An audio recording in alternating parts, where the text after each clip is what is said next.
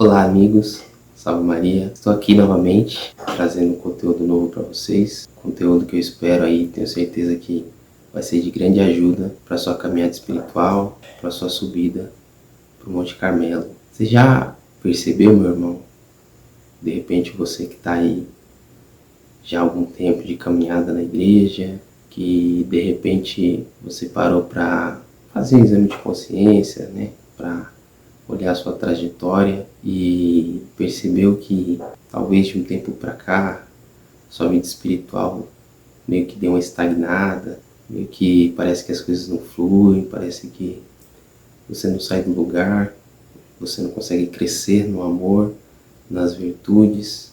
Já percebeu isso? Pois é, pode ser, né, que seja ali a noite escura da alma, né, que São João da Cruz vai falar para nós, e pode começar ali do momento que a gente realmente decide, né, não mais pelo pecado, por nenhum pecado, pecados mortais com certeza, né, mas também começar a lutar fortemente ali contra os pecados veniais, e no que Santa Teresa d'Ávila chamaria das moradas, né, a partir da segunda morada ali, na segunda e terceira moradas, né, é que se daria, né, essa noite escura que São João da Cruz vai chamar a noite escura da alma, né, que necessita muita perseverança, muita ascese, né, muito esforço, uma vida de oração contínua, né, mesmo nessa noite escura, né, mesmo sem respostas de Deus, sem iluminações, nada disso. Pode ser isso, mas também pode ser que você seja com algum problema, né, espiritualmente falando, e que por isso a sua vida espiritual não decola, né, não flui, não progride. Você já deve ter ouvido falar, né, a gente ouve muito isso nas pregações, né, nas palestras, os irmãos falando, quem tem aquele pecado de estimação, né, que toda vez que vai se confessar, ele está ali, está presente, né. Pois é, irmão, talvez seja isso, talvez seja aquele pecado de estimação que você, no seu exame de consciência, já percebeu, né, que está constantemente ali, por mais que você esteja lutando, esteja realmente querendo, né, comprometido com o propósito de não voltar, né, a cair nesse pecado, você percebe que você acaba quase que inevitavelmente, né, caindo novamente. E fica sem saber, né? E como hoje também está bem complicado, né? Conseguir bons diretores espirituais, né? Isso não sou eu que estou dizendo, né? São Francisco de Sales, que nem é do nosso século, né? Viveu séculos antes da gente, já dizia no seu livro Filoteia que na época dele, né, para você encontrar um bom confessor, um bom espiritual, era um para cada 10.000 sacerdotes, né?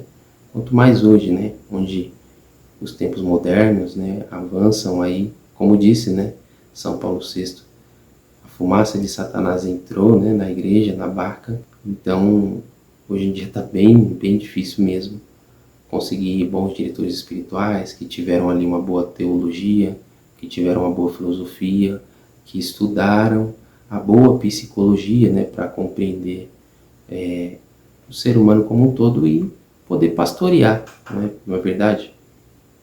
Então, pensando nisso tudo, né, com base naquilo que a gente vem aprendendo com a graça de Deus, né, então eu vim partilhar com você aqui uma série, né, esse aqui é o primeiro vídeo de uma série que nós vamos fazer aqui. Então, se é do seu interesse, quero fazer esse lembrete para que você já se inscreva no canal, já ative o sininho, porque uma vez por semana nós vamos trazer aqui um vídeo novo sobre esse tema das doenças espirituais, porque pode ser isso que está aí travando, né, estagnando a sua vida de oração, não te deixando progredir, né? E é isso que nós vamos descobrir, né, ao longo desse vídeo e dos próximos vídeos. É sobre isso que nós vamos falar, né? Doenças espirituais, né?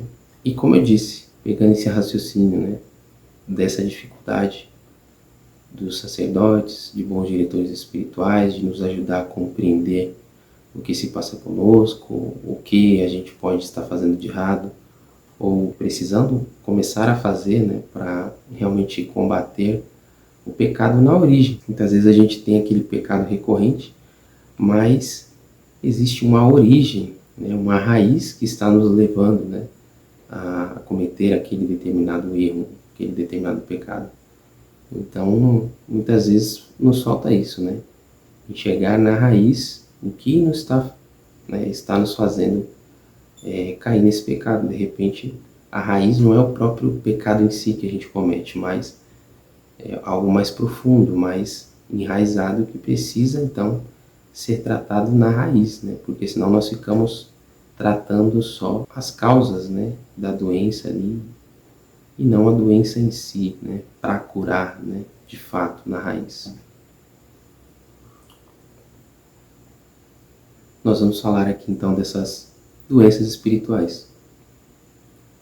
O conteúdo que eu vou trazer aqui para vocês, né, só falando um pouquinho da bibliografia, né, é baseado no livro do Padre Paulo Ricardo, né, Um Olhar que Cura Doenças Espirituais, Terapia das Doenças Espirituais, ó, é o nome do livro, e também com base no próprio curso, né, que ele tem na plataforma de alunos. Para quem não sabe, eu sou aluno do Padre Paulo Ricardo desde meados ali de 2017, 2018. Então, sou um consumidor assíduo, né? Sou uma ovelha, né, do Padre Paulo Ricardo desde então. Então, claro, meu irmão, se você já é assinante, né, dos cursos do Padre Paulo Ricardo, vai direto na fonte, né? É muito melhor você ouvir o mestre, né, do que esse reles mortal aqui. Mas de repente você que não é aluno, não tem condições nesse momento de ser assinante, né, e ter acesso à plataforma dos cursos que ele ministra, né, que ele nos traz, né. Então, né, fica aqui com a gente, né, eu vou me esforçar aqui para trazer pelo menos o que tem de essencial, de mais importante, né. Talvez eu vou conseguir esmiuçar tudo, né, trazer tudo no detalhe, né, vai ser uma coisa um pouco mais sintética, mas o que tem de mais importante, de essencial, né, que se pode extrair do livro e do próprio curso que ele ministrou, nós vamos trazer aqui para vocês, né. E também, claro, fica o convite, né, compre o livro, tem aí, né, nas editoras, né, em várias, né, Eclésia, a própria Canção Nova, que eu acho que é até a primeira edição. Procure aí, né, que você vai encontrar com facilidade, né, Um Olhar que Cura, Terapia das Doenças Espirituais. E aí, né, nesse combo vai ter citações que ele mesmo faz, né, da Suma Teológica, dos padres da igreja, catecismo, etc. Então, feita a introdução aí, vamos começar a tratar então desse assunto, né, que vem a ser as doenças espirituais, né, e aí, compreendendo essas doenças espirituais, né, a raiz delas, nós então vamos trazer soluções, né, práticas para que você, identificando, né, se isso acontece com você, para que você também possa procurar soluções práticas, né, para com a graça de Deus ir resolvendo, né, esses problemas. E deixando Deus, né, a graça de Deus, curar as suas doenças espirituais, para que você progrida, né, na vida de oração, para que você, com certeza, comece a dar passos de gigantes aí, rumo às altas moradas, né, rumo à santidade, porque essa é a vontade do Senhor, amém? Então vamos lá. Os padres da igreja, né, desde muito cedo, lá desde os primeiros séculos, eles já conseguiram distinguir, né, pecados que davam origem a outros pecados, né? Uma coisa que ia desaguando na outra, né? Um efeito dominó ali. E daí que se originou, né, pecados capitais, né? Porque um determinado pecado capital, ele vai fazer com que outros pecados vão sendo cometidos ali, né? A partir desse, né? Dessa origem. Então, essa é uma expressão que ficou um pouco desconhecida, né, atualmente, né? Ou quando se usa hoje, não se usa no sentido que os santos padres da igreja, né, os pais da igreja dos primeiros séculos nos colocaram, né? Com a nova psicanálise, né, a psicologia moderna, essas expressões, né, que a gente fala tanto no meio católico, né, alma, espírito, salvação, etc. Na psicanálise, né, na psicologia, começaram a ser vistas como crendice, né? Então, a psicologia moderna fez um total desserviço, né, à sociedade, né? E, claro, né, as nossas almas, né? Porque tenta tratar o ser humano como se ele fosse, né, algo que não possui alma, né? Algo mutilado, né, separado. E, bom, os Santos Padres, Santo Agostinho, Santo Tomás de Aquino já veio, né, nos dizer que o ser humano ele é um composto de alma e corpo, né? Não somos só espírito e também não somos só matéria. Então não dá para distinguir, né, para separar uma coisa da outra. E é muito do que aí a psicologia, a psicanálise moderna vem fazendo, né? E aí essas questões deixaram de ser vistas, né, no bom sentido, e passaram a ser vistas como crendices, né, coisas desse tipo, né? Uma coisa começou a ser banalizada, satirizada, e fez cair muito a qualidade, né, do que se entrega, né?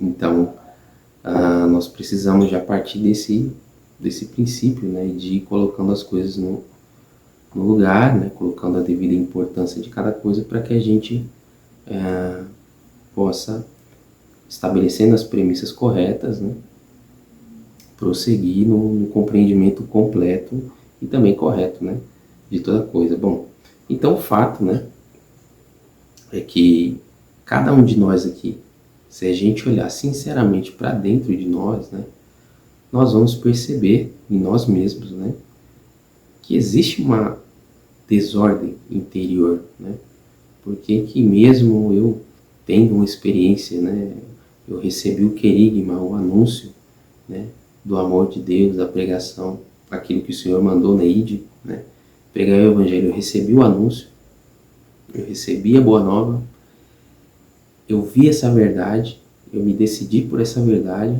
né, eu busquei e busco uma conversão sincera e verdadeira, mas mesmo assim, eu percebo que eu saio do confessionário e eu percebo que eu continuo com aquela tendência, né, aquela inclinação, aquela fraqueza a ir lá e cometer o pecado que eu acabei de confessar. E por que isso, né? Existem esses impulsos, né, se a gente olhar com sinceridade para dentro de nós, né, essas desordens que querem nos arrastar, né, para todo lado, né, e acabar nos fazendo cometer erros novamente, né. Se a gente olhar, né, os relacionamentos humanos, né, por que das brigas, as invejas, os ciúmes, as infidelidades, né, tudo isso não dá para ser ignorado, né. É para a gente olhar para dentro da gente e perceber que essas coisas são fruto dessa desordem que há dentro de nós, né. Então há algo profundamente quebrado, né, dentro de nós, né, nessa desordem, pelo menos no estado atual, né, não foi no estado qual Deus nos criou, né, mas, né, com a questão do pecado mortal e os pecados atuais, né, por conta dessa condição do pecado mortal também, faz a gente perceber que existe algo, né, quebrado, né, mesmo que a gente que é batizado, que é lavado, que é nova criatura, né, as consequências disso, né, disso que foi quebrado, né, embora a gente tenha sido restaurado, a gente percebe que as consequências daquilo que nos quebrou permanecem lá, né, nos desordenando, né, querendo nos arrastar, né, para todo lado, para as desordens, né. Então, ao longo desse vídeo, né, dos próximos vídeos que a gente vai trazer sobre isso, é um pouco disso que a gente vai falar, né, da raiz disso, né, qual é a raiz desse problema que surgiu e como, né, como que nós vamos então, com a graça de Deus, poder nos configurar, né, a Cristo, né, que é o novo Adão, para que a gente realmente possa no céu um dia dar glória, né, à Santíssima Trindade. Existem basicamente 3 causas para o pecado, né, do pecado. A raiz do problema, né? Então vamos lá para a raiz do problema, né? Onde é que está a raiz do problema? Está lá no Gênesis, né? Fomos criados à imagem e semelhança do Senhor, né? E estava tudo em ordem, tudo perfeito, harmônico, né? Em pleníssima comunhão, né, com o Pai. até que o pecado entra no mundo, né? Então, é bom a gente lembrar aqui, o pecado é uma invenção demoníaca, né? Não foi uma criação de Deus, né? A gente, nas palestras, na catequese, tem muito esse questionamento, né, dos neófitos, né, os principiantes na fé, que estão aprendendo ali. E boa parte deles trazem isso, né? Por que tem o sofrimento, né? Por que tem as guerras? Por que Deus permite, né? Deus não criou o mal, né? Deus não criou o pecado. O pecado é uma invenção do demônio. Não fomos nem nós que criamos e muito menos Deus, né? O demônio que se condenou a si mesmo, né? Por inveja, agora, né? Sabendo que é um derrotado, quer levar outros com ele, né? Ou seja, por isso que ele nos tenta, né? Além das nossas desordens, nós também temos que lidar com a tentação do demônio, né? Que desde o princípio é homicida. Mesmo sabendo, né, que Deus colocou à disposição do homem todo o jardim do Éden, todos os frutos, a criação, né? A gente, né, Adão deu lá nome para os bichos e tal, né? Isso aqui tem cara de girafa, isso aqui tem cara de elefante, e assim foi, né?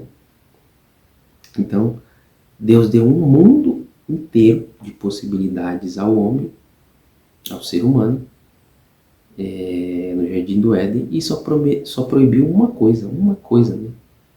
Em um mundo inteiro de possibilidades, uma coisa só foi proibida, que era o quê? Não comer daquele único fruto proibido, daquela única árvore, daquele jardim imenso com tantas outras árvores e tantos outros frutos, né? E aí quando Deus proíbe isso, né? Daí que nasce a tentação, a invenção, né? Do demônio, né? Porque o mundo inteiro de possibilidades, né? Parece que uma única proibição limita toda a liberdade do ser humano. Tudo mais ali que podia, né, que o ser humano, que Adão e Eva podiam na sua liberdade ter, né, perdeu sentido, perdeu valor diante de uma única proibição. Você pode tudo isso aqui, menos, né? Então, ou seja, se você tem muito mais em uma única proibição, mas essa única proibição, pela tentação demoníaca, te faz deixar de dar valor a todo o resto que você tem, né? E a gente vê essa história na nossa vida até hoje, né? A gente na nossa liberdade, né? Como vai dizer o apóstolo Paulo, né? Tudo eu posso, né? Mas, porém, entretanto, todavia, nem tudo me convém, né? Parafraseando aqui, né? Não vou citar literalmente o texto, mas esse é o sentido, né? Do que ele quis dizer. É uma história que vai se repetindo, né? Continua se repetindo, né? O que aconteceu lá com eles, também com a gente, né? Deus nos dá um mundo de possibilidades, né? E aquelas poucas coisas que não pode, parece que tira toda a nossa liberdade. E por que isso aconteceu lá em Gênesis, né? Porque o demônio, ele inverteu aquilo que Deus disse, né? E por isso o homem, né? Adão e Eva se sentiram tentados, né? Em vez de não comer o fruto proibido porque morreriam, porque foi essa palavra de Deus, né? Agora, depois da mentira do demônio, aquele fruto se torna, né? Não é mais causa de morte, né? Se torna atraente. Atraente para comer, né? Porque o demônio disse o quê? Que eles seriam como deuses, né? Eles queriam a glória de Deus sem Deus, né? E aí a gente vai lá ao texto, né? Gênesis 3, capítulo 6. A mulher viu que seria bom comer da árvore, pois era atraente para os olhos e desejável para obter conhecimento. Então aqui eu quero que vocês frisem, né, essas palavras. Bom comer, né? Era bom comer, pois era atraente, segunda palavra, atraente. Primeira, comer. Segunda, atraente para os olhos, né? E desejável, né? Para obter o conhecimento. Aqui está a chave de leitura, né? De entendimento da raiz de todos os nossos problemas, né? Porque a gente vai ver aqui que comer está ligado à libido do prazer, né? Olhar é uma tendência para desejar, né, para possuir e desfrutar das coisas, né? E o conhecimento, obter conhecimento, poder, não é só restrito a uma questão de sabedoria, né? Mas o conhecimento para poder alguma coisa, né? A soberba mesmo, né? De mostrar que você pode, de se colocar em primeiro. Então, a gente vai desenvolver esses 3 pontos aqui adiante. São João Evangelista, né? Na sua carta, no Novo Testamento, ele apresenta lá no capítulo 2, né? Nos versículos 15 e 16, isso que a gente está falando, como sendo tudo o que há no mundo, ou seja, as 3 fontes de tentações. E aí, segue-se aqui, né? A gente vai no Novo Testamento, lá no Evangelho de São Lucas, capítulo 4, do versículo 1 ao 13, o que a gente vai ver? Justamente as tentações que nosso Senhor sofreu. Então a gente está percebendo que desde Gênesis, o demônio não é muito inovador, né? Ele não procura novos truques, né? É sempre o mesmo ali, é sempre o que aconteceu no Gênesis, ao longo dos séculos, ele vem repetindo, nos tentando dessa forma, né? São João vai dizer isso lá no capítulo 2 da sua primeira carta. E também o próprio nosso Senhor Jesus Cristo sofreu isso aí, né? Na tentação, nos seus 40 dias no deserto. Então, se a gente pegar lá o texto, a gente vai ver, né, que o demônio, a primeira tentação que ele vai fazer a Jesus, ele diz: se és filho de Deus, ordena que essa pedra se transforme em pão. Ou seja, era bom comer. Volta lá no Gênesis, comer. Depois, o demônio levou em seguida a um alto monte e mostrou-lhe num só momento todos os reinos da terra e disse-lhe: dar-te-ei todo esse poder e glória desses reinos. Então, ou seja, o demônio fez nosso Senhor olhar e desejar, querer desfrutar, né, desse poder, desse reino, né, que o demônio estava oferecendo para ele. Então é a concupiscência dos olhos, né, do olhar, do querer pegar, desfrutar. Mesma coisa lá do Gênesis, né? Era bom comer, né? Era agradável aos olhos, né? Para obter conhecimento. Então, depois, né, o texto vai dizer, né, a Sagrada Escritura vai dizer: o demônio levou ainda a Jerusalém ao ponto mais alto do templo e disse-lhe: se és filho de Deus, lança-te daqui abaixo. Ou seja, mostre que você pode, né, a soberba. Então, nosso Senhor sofreu as mesmas 3 tentações que Adão e Eva sofreram lá no Gênesis. Como eu disse, o demônio não inova, né? O truque é sempre o mesmo. Então, essas 3 realidades, elas estão intimamente ligadas a toda essa história, né, da luta do homem contra o pecado. Desde Adão e Eva, né, até Nosso Senhor, né, até São João, o evangelista, quando disse na sua carta, e ao longo desses 2026 anos, né, depois aí de Nosso Senhor, né, o ano que a gente está e vai continuar, né, até a segunda vinda do Senhor. A história é a mesma, né? Ou seja, né, essas 3 tentações, né, é a raiz de todos os pecados, né, que o ser humano pode cometer, que a gente pode cometer.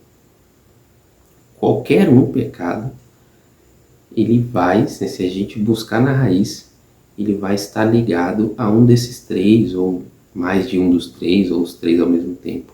É a origem da nossa miséria. Então a gente vai buscar entender melhor isso aqui.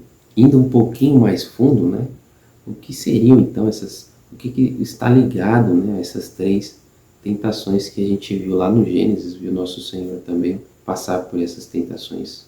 São Tomás de Aquino, ele vai chamar isso de libido, né, um termo em latim, que ele vai trazer 3 libidos, né, que está ali, né, enraizado na nossa alma, né. Então, a primeira libido seria a libido amandi, depois a libido possidendi e depois a libido dominandi. São palavras em latim, né, que a gente vai entender então o que elas significam e qual é o efeito delas, né? O que elas fazem conosco.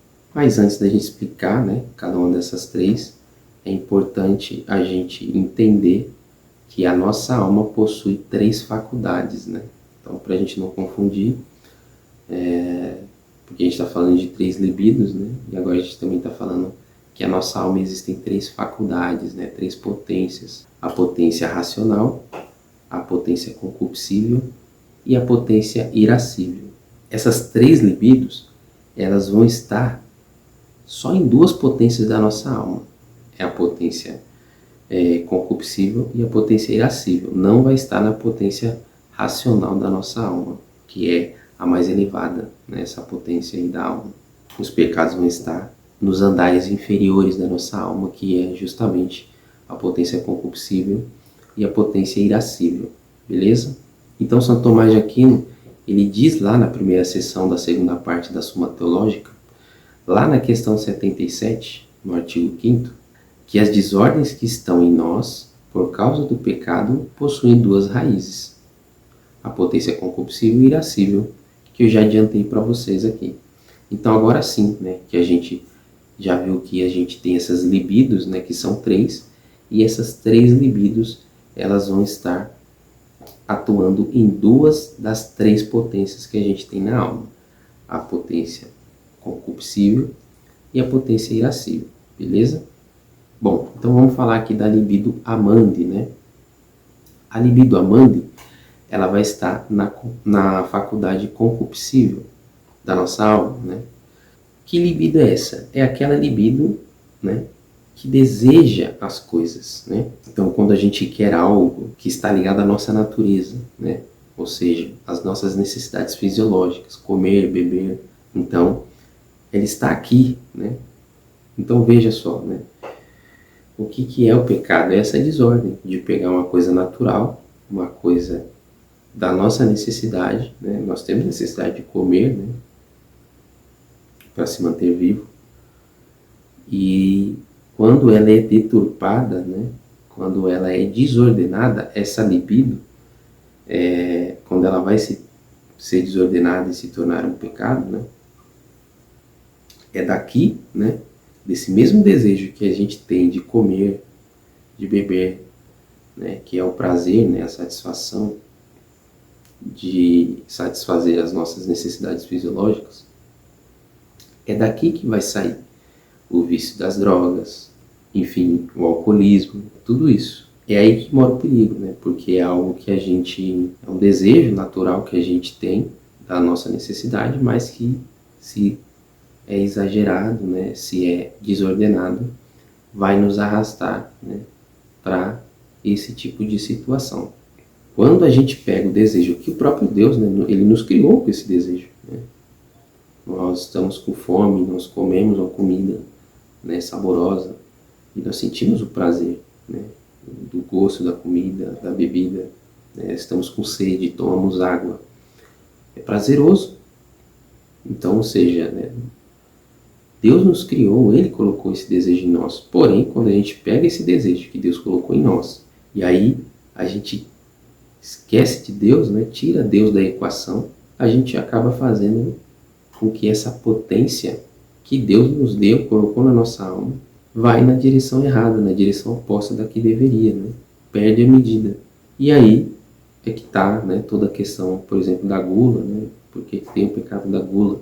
Eu como em excesso, eu, enfim, só quero comer coisas prazerosas, né? Não quero, por exemplo, comer aquilo que de repente eu não gosto, mas que vai fazer bem para a minha saúde. Né? Tá tudo aqui, né? Se a gente parar para pensar, né? Aquilo que é para nossa sustentação, né? Para a sustentação humana, e também aquilo que é para a própria sobrevivência, né, do ser humano, que é a questão do sexo, né, que também é a realidade criada por Deus, né, criou homem e mulher, né, e nos deu essa capacidade de participar, né, da criação, né, de procriar, e de uma forma prazerosa, né. O sexo é prazeroso, né, é algo que Deus colocou, né, que Deus nos deu, né, como um presente, para ser usada da maneira correta, né? Não da maneira como a gente vê hoje, descartável, né? As pessoas se tratando como objetos. Não para isso, né? Mas para a gente ver o que foi que aconteceu, né? O sexo está para a humanidade.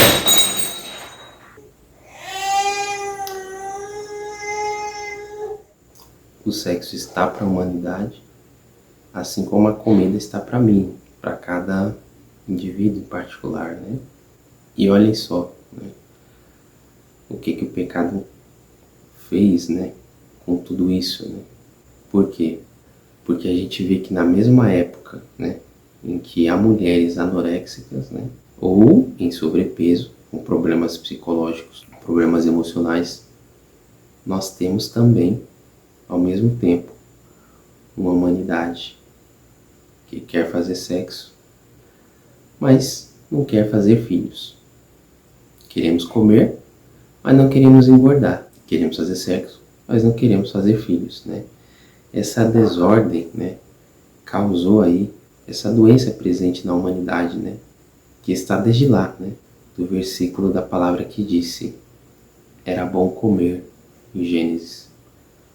Então, eu vou consumir para o meu prazer, né? Prazer da comida e do sexo são essas duas realidades aí que vão estar ligadas à libido amande, né, que é o prazer, né, ter as coisas, né, de consumir essas coisas para obter ali um prazer egoísta, né, para mim. Então a gente vê esse egoísmo presente, né, no como eu me relaciono com a comida, com a bebida, com outras coisas para me dar prazer, e como eu me relaciono com o sexo, que não é mais para aquilo que foi o que nosso Senhor pediu, né? Antes mesmo do Pentateuco, antes mesmo das leis de Moisés, né, dos 10 mandamentos, Deus nos deu um mandamento. Antes desses, procriai, né? Então foi a primeira ordem que Deus deu para Adão e Eva, procriai. E a gente vê como que o sexo é tratado hoje, né? O casamento, enfim, os altos índices de divórcio, né? Toda essa cultura do descartável, né? Do usar e ser usado como objeto, porque as pessoas querem o prazer, mas não querem a consequência daquilo, né? Então a responsabilidade que é a família, os filhos, que são as consequências daquele prazer que você viveu, né? Então a sociedade hoje aí, boa parte, não quer nada disso, né? Quer só o prazer sem a consequência, né? Então eu quero comer, eu quero beber, eu quero ter o prazer, mas sem viver a consequência que isso vai me trazer, o sobrepeso, ou eu quero o sexo, né? Sem a responsabilidade de construir, de formar uma família. Então isso aqui é a libido amande. Então agora vamos falar um pouquinho da libido possidendi. Tanto a libido amande quanto a possidendi, as duas estão na faculdade concupiscível da alma. Lembra ali que são 3, mas essas libidos só vão estar em 2. Então a amande e a possidendi vão estar na potência, na faculdade concupiscível da alma. E o que é a libido possidendi? É essa tendência, né? É diferente, né, da amande. Por quê? Porque ela não vai estar ligada a uma necessidade fisiológica, natural, que o ser humano tem, né? Então, a amande é difícil, né, de você ordenar ela, porque ela está ligada ali às nossas necessidades naturais, né, do ser humano, para o qual Deus nos criou, né, com isso. Já a libido possidendi, ela não está ligada a essas necessidades naturais, fisiológicas, né, que a gente possa ter. Por quê? Porque a raiz dela vai estar na atração do mundo da fantasia, da imaginação. Então, não tem nada na nossa natureza pedindo isso, né? Mas é um desfrute, um deleite que a gente tem ali na imaginação. Já ouviu aquela frase, né? Ah, sonhar não paga imposto. Pois é, cuidado com o que você anda sonhando, né? Porque você pode estar entrando aí em delírios, né? E causando aí cada vez mais desordem, né? No seu mundo da fantasia, aí, no seu imaginário. Isso não é bom, né? Parece bobeira, mas não é, né? Inclusive, pecados aí com a libido amande, né? Podem nascer também, né? dessa libido possidendi. Então, a libido possidendi é aquela que se deleita na atração da imaginação, né? Então, a pessoa fica feliz em imaginar ali, né? Desejar as coisas no seu imaginário. Ter os bens, né? Porque vai trazer a felicidade que eu tanto quero, né? Isso é uma coisa que está bem na moda hoje, né? Então, as pessoas sonham com aquelas conquistas, né? Porque quando eu tiver X quantidade de dinheiro, aí sim eu vou estar realizado, né? E ela sonha com isso, e quando eu comprar aquele carro, né? O carro do meu sonho, aquele carro que às vezes alguém aí, alguma influência que eu sigo, né? Que eu vou me sentir parecido com ele, sei lá, né? É o imaginário da pessoa, né? Então, o que está na imaginação dela ali, do porquê faz ela querer, desejar aquilo, é o que vai alimentando isso, né? Aquela roupa, aquela determinada marca de roupa, aquela grife. Hoje está muito na moda, né? Que pelo menos observei, né? Só para dar um exemplo, né? O pessoal quer andar com aquelas caixinhas de som, né? Segurando, levando, né? Para os lugares, sei lá, pendurado no pescoço, segurando na mão. Não é uma coisa que, né, tem graça para mim, mas o pessoal, né? Para dizer assim, né? Uma imaginação pequena, né? Para não colocar uma coisa muito grande assim. Mas é dessas coisas, né? Dessa imaginação que vai brotando ali, né? No imaginário da pessoa. Até coisas muito maiores, como eu disse, né? Altas quantias, riquezas, ajuntar riquezas, casas, carros, essas coisas, né? Materiais. E se a gente for parar para pensar, isso é um pouco delírio, né?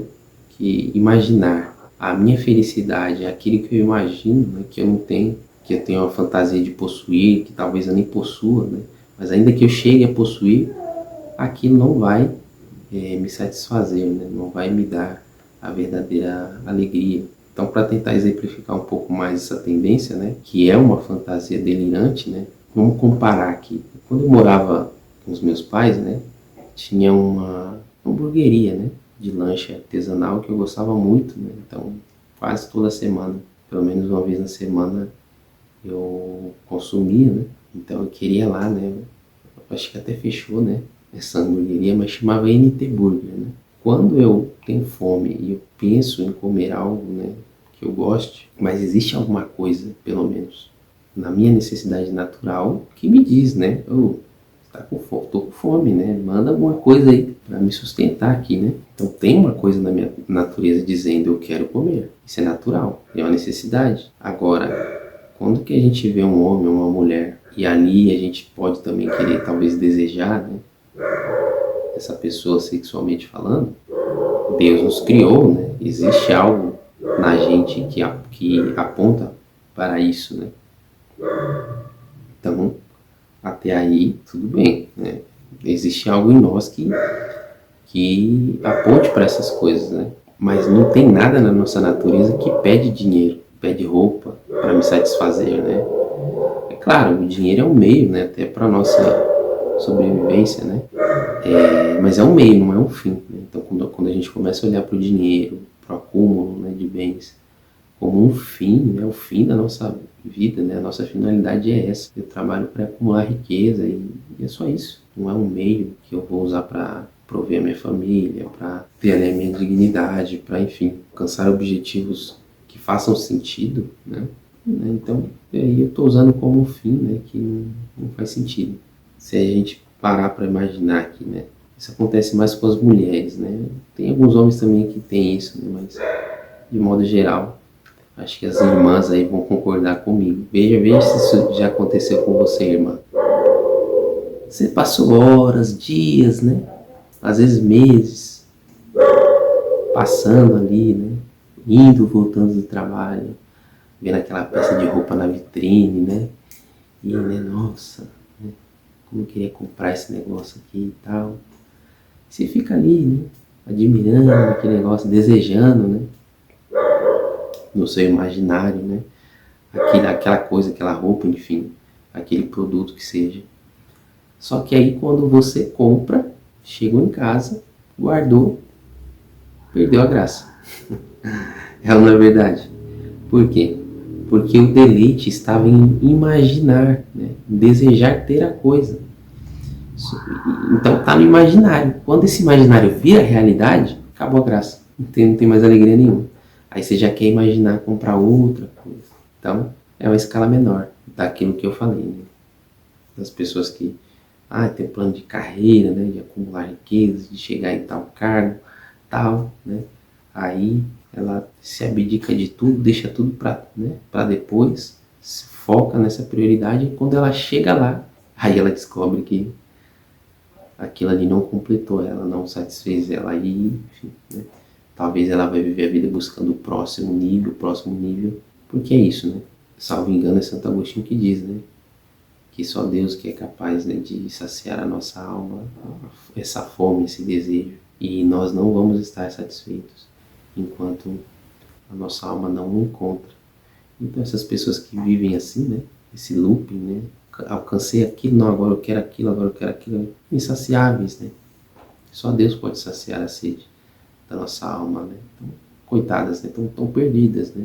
E enfim, né, a gente já viu aí muitos exemplos aí de pessoas que chegou, né, um certo momento, veio a tristeza, veio a frustração, porque viu que aquele plano perfeito, né, depois que alcançou, não significou tudo aquilo que a pessoa imaginava, que, como eu disse, né, tá no imaginário só. Quando chega no mundo real, aquilo não completa a pessoa como ela achou que seria, e aí muitas coisas já ficaram para trás, né, muita coisa já passou, muita coisa talvez não dê tempo de voltar, né, de correr, de recuperar. Então, por isso que eu digo, né, parece uma coisa boba assim, né, é o imaginário e tal, tô pecando por ficar imaginando e tal. Mas veja onde que isso pode te levar, né? A gente está vendo que a alegria não está nas coisas, né? Beleza? Então, essa libido possidendi aí, que está ligada ao mundo da fantasia, né? Ao nosso imaginário. E agora sim, a gente vai falar da libido dominandi. A libido amandi e a possidendi está na faculdade concupiscível, e a libido dominandi vai estar na faculdade irascível da nossa alma, que é a tendência da soberba da vida, né? Então, aquele ver algo, né? Saber que é bom obter, né? Para ser melhor do que o outro. Eva viu, né, que o fruto era bom para obter conhecimento, ou seja, para ser como Deus, né? Para ser autossuficiente, para não depender de ninguém. Cuidado com essa frase, né? A gente não gosta de depender de ninguém e tal. Então, muitas vezes aí a gente vê na nossa caminhada com Deus que Ele vai quebrando aí o nosso orgulho e fazendo a gente entender que ninguém é autossuficiente, né? Em algum momento você vai precisar da ajuda de alguém, algo vai acontecer, alguém, enfim, vai te ajudar. E você também, né? Vice-versa. Em algum momento você vai, pela sua generosidade, ter oportunidade de ajudar alguém. Então, essa questão da autossuficiência aí tem que ser levado muito a sério, né? Porque isso realmente nos torna soberbos, orgulhosos, e a autossuficiência é isso, né? Sereis como deuses, né? Querer ser Deus que pode, né? Onipotente, onisciente, onipresente, que não depende de ninguém. E nós não somos Deus, né? Então, nós não podemos ter essa pretensão de querer tomar o lugar de Deus, né? Que a gente já viu aí na história, com tantos e tantos episódios, a começar por Lúcifer, que isso não deu certo, né? Essa realidade que está dentro de nós, né? Que faz a gente não querer ser obedientes, né? Então, por que é tão difícil obedecer os mandamentos, a lei da igreja?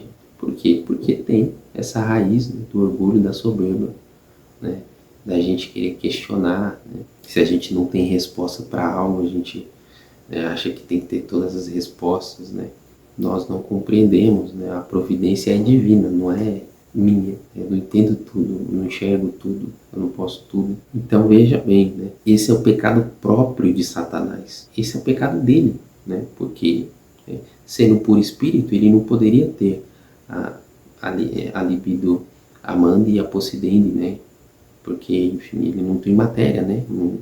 Não tem necessidade fisiológica de comer, de beber, do prazer. Agora, a libido dominante é o pecado próprio, né? Ou seja, é até mais grave, né? É até mais grave. Os outros dois, como eu disse, Satanás não tem necessidade disso, né? Ele não quer, nem precisa comer, nem fazer sexo, né? Ele também não precisa possuir riquezas. Tudo isso está ligado à realidade animal, né? Essa questão do corpo ali, da matéria, né? Que Satanás não tem. Então aqui a gente vai concluindo que o pecado original fez com que nós quiséssemos ser como deuses por mérito próprio, né? Então, imagina só, né? Que loucura. Roubar aquilo que Deus quer nos dar de graça, né? Então, Deus quer falar, filho, vem, né? Vou te dar de graça, é meu, né? Eu sou a graça, né? Eu sou o autor da graça. É infinito que tem, eu vou te dar, né? Eu vou te dar tudo que, né, de acordo com que você dilata o seu coração, com que você abre o seu coração para mim. Quanto mais você abrir o seu coração, mais graça, né, mais glória minha você vai ter. Estou te dando de graça, é de graça. Mas ainda não, eu não quero de graça, eu quero ir lá sem pedir, né, me pegar, eu quero ser autossuficiente, eu quero ser como Deus, sem Deus, né? A gente está vendo aí que isso não tem como dar certo. Cristo, ele foi tentado. Aqui nós temos um consolo também, né? Não é para a gente enxergar como algo pesado, difícil. Cristo foi tentado assim como você e eu, meu irmão, minha irmã. E a gente precisa se recordar disso. Ele venceu. Então, é nele que está a nossa vitória. Claro que nós não vamos vencer essas doenças espirituais, essa batalha, pelos nossos méritos, com a nossa força, né? Com o nosso empenho. Então a gente também não precisa se desesperar. A gente precisa ir a Ele, né? Vinde a mim, ele diz, né? Por quê? Porque ele já venceu essa batalha, né? Satanás já é derrotado e nós já sabemos quem tem a vitória nessa história, né? Nós só precisamos escolher o lado certo, né? O lado do Senhor. E também para a gente perceber os contrários, né? Que a gente precisa meditar nisso também, né? Com a nossa vida, né? Através da morte, né? Quando a gente olha para o Calvário, né? E também lá para o Gênesis. Enquanto na árvore do paraíso, o que aconteceu? A árvore do paraíso nos entregou a miséria, a desgraça, a morte eterna. A árvore do madeiro da cruz, que foi o sacrifício, né? Que fruto ela produziu? Ela nos deu a vida e a verdade, né? E o caminho. E ela nos mostra, né, esse caminho de salvação e aquilo que é a vontade de Deus, né? A nossa vocação, que desde o Antigo Testamento o Senhor nos pede: sede santos, porque eu, Senhor, sou santo. E bom, nós estamos terminando aqui, né, esse vídeo, mas já vou deixar um gostinho aí, né, para o próximo vídeo. Nós temos já armas eficazes, poderosas para esse combate. Nós já temos. Quais são? São as obras quaresmais. Sim, as obras quaresmais. Quais são as obras quaresmais? O jejum, a esmola e a oração. Então, quando nós fazemos jejum, o que nós estamos combatendo? A libido amande. O que é a libido amande? O desejo, o prazer. Então, quando eu faço jejum, o que eu estou fazendo? Estou procurando ter autocontrole, né? Controlar o meu corpo. Não deixar que meu corpo seja mais forte do que eu, né? E me faça comer desordenadamente, só buscar o prazer e o conforto o tempo todo. Então, quando eu faço jejum, eu estou combatendo a libido amande. Quando eu dou esmola, quando eu dou o meu tempo, quando eu pego as roupas, né, o que eu tenho em excesso e dou, ou quando eu compro, deixo de comprar algo para mim, para comprar para alguém, né, eu estou combatendo a libido possidendi, né, o desejo de possuir, né, eu estou fazendo a renúncia, né, ao material, né, estou renunciando. E quando eu oro, o que eu estou combatendo? A libido dominante, que é a soberba, o orgulho. Por quê? Quando eu vou para a oração, se eu estou rezando direito, o que eu faço? Eu não vou para a oração para mudar a vontade de Deus. Tem gente que trata, né, do Senhor, da oração, como barganha, né? Deus, eu vou fazer isso aqui, né? Mas aí o Senhor faz isso aqui para mim, né? Não é assim que funciona. Quando a gente ora de verdade, não é para mudar a vontade de Deus. A oração muda a nossa vontade. A nossa vontade é que muda na oração. Por isso que nosso Senhor Jesus Cristo nos ensinou, quando ensinou o Pai Nosso: venha a nós o teu reino, seja feita a tua vontade. não a minha. Então, quando a gente ora, a gente está combatendo a soberba. Ou seja, eu estou abandonando a minha própria vontade. Quando a gente ora de verdade, é isso que acontece. A nossa vontade começa cada vez mais a deixar de ser feita. Né? Por quê? Porque acontece aquilo, né, que São João Batista diz, né? Nós vamos diminuindo e ele vai crescendo. Ou o que São Paulo disse, né? Vivo, mas já não sou eu quem vivo, é Cristo que vive em mim. Para a gente poder ter a ousadia e a autoridade de dizer que é Cristo que vive em nós, só quando a gente não estiver mesmo fazendo a nossa vontade. Só quando a nossa vontade só souber fazer a vontade de Deus. Né? Tudo que a gente fizer, a vontade de Deus. Né? Ou seja, não vai ter mais erro, não vai ter mais pecado. Esse é o nosso objetivo, né? O nosso fim, ser santo. Então veja como a igreja é sábia, né? Como ela é sábia, nos ensina, né? Nos ajuda a compreender e buscar essas coisas, né? Por isso, nós que acabamos de passar a quaresma, né? Estamos aí no tempo pascal, né?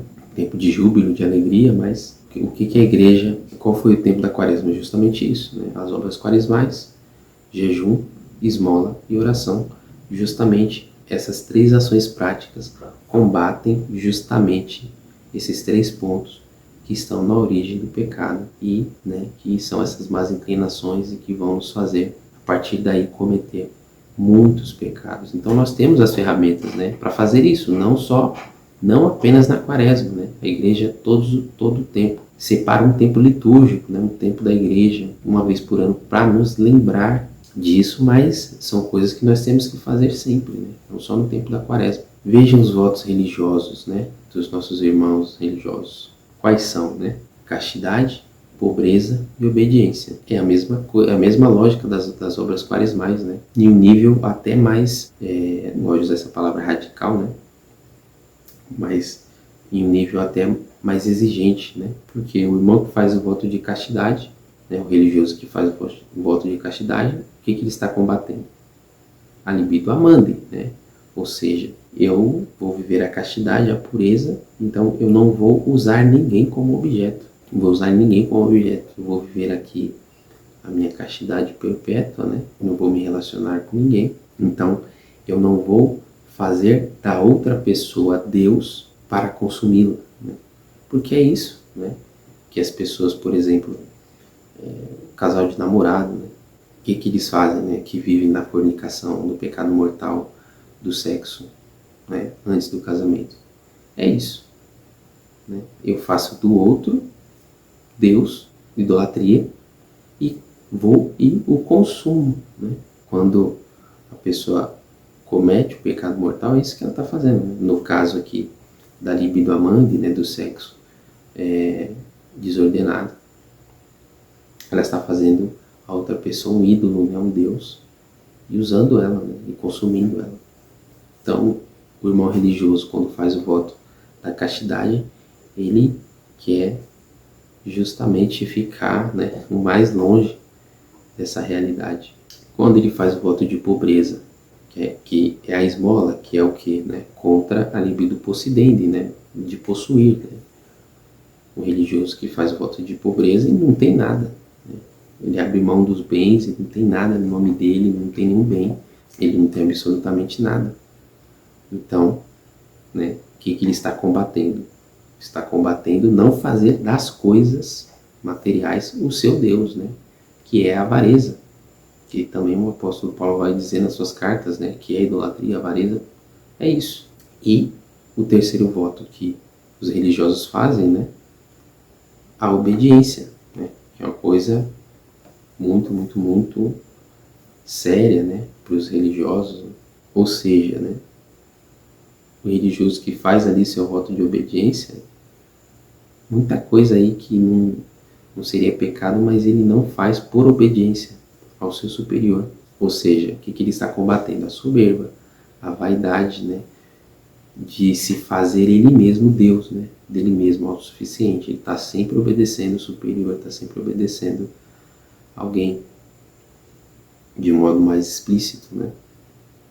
Porque, enfim, na nossa vida de oração ou na nossa intimidade, né? Tem muito pecado que não é público, né?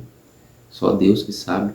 Então, quando o religioso faz esse voto de obediência, ele está até obedecendo outras coisas que não necessariamente seriam pecados, né? Então, buscando meios, né, mais fortes até de viver esse abandono mesmo da vontade própria. Então é isso, meus caros. Por hoje nós vamos ficando por aqui. Foi uma introdução aqui, né, sobre o assunto, né? Já trazemos bastante coisa, alguns elementos importantes, né? Algumas questões já um pouco teológicas, né? Mas nos próximos vídeos aí nós queremos ser mais práticos, né? Trazer essas realidades que a gente falou aqui hoje e trazer para a nossa vida prática, para a gente compreender melhor no nosso dia a dia, na nossa vida ordinária, o que desses pontos que a gente já iniciou a falar, né, das libidos que a gente tem, dos desejos, que na nossa vida ordinária, no nosso dia a dia, no nosso trabalho, nos nossos afazeres em casa, de repente a gente pode estar fazendo e não se deu conta. Então agora adquirindo essa consciência, né, conhecereis a verdade e a verdade vos libertará, é para isso, né, para a gente compreender de repente o que na origem, né, o que pode estar nos fazendo cair em pecados que são recorrentes, que a gente não consegue, tem mais dificuldade de abandonar, né, de mudar. E é esse o objetivo desses vídeos, né? Então fiquem com a gente aí. Se você gostou do vídeo, compartilha, indica para aquele irmão, para aquela irmã, para o marido, para a esposa, como diz meu padrinho, né? E espalha igual notícia ruim, né? Quando a notícia é ruim, rapidinho ela chega. Então pega esse vídeo aí, espalhe igual notícia ruim para todo mundo aí que você acha que já comentou com você que está com essa dificuldade, enfim, para que ele também possa ter acesso a isso e buscar aqui junto conosco, né, esse progresso na vida espiritual, né, esse abandono em Deus, que busca aqui junto conosco conhecer mais, né, para amar mais, né, porque a verdade, como disse Nosso Senhor, liberta, né? Então quando nós conhecemos um pouquinho mais, né, do Senhor, da verdade, e nós inclinamos a nossa vontade para isso, né, para amar isso que a gente conheceu, para buscar com a graça de Deus, né, pedindo a Deus, né, porque sem Ele não podemos fazer nada. Então é aí que as coisas vão acontecendo e com certeza, né, com a ajuda de Deus, com a poderosa intercessão de Nossa Senhora, na comunhão dos santos, nós poderemos chegar lá naquilo que é a nossa vocação, né? Que o Senhor nos pede. Sede santos. Fique com Deus, meu irmão, minha irmã, e até o próximo vídeo. Salve Maria.